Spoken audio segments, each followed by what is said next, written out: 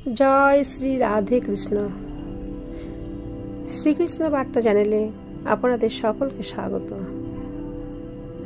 মানুষের স্বভাব হলো অর্জন করা, সংগ্রহ করা, তা সে ধনী হোক বা বন্ধনী হোক, সম্বন্ধই হোক বা হোক প্রসন্নতা।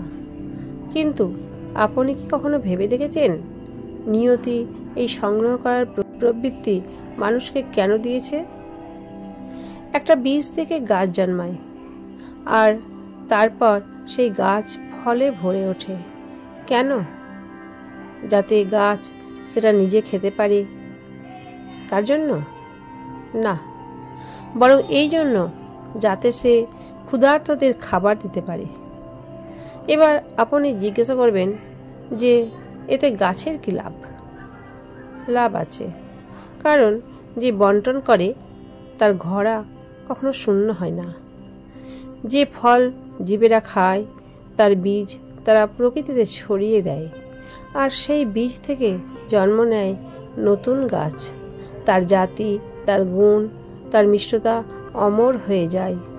এই জন্য মনে রাখবেন, ধনী হতে গেলে একটু একটু করে সংগ্রহ করতে হবে, কিন্তু অমর হতে গেলে একটু একটু করে বন্টন করতে হবে। রাধা রাধা।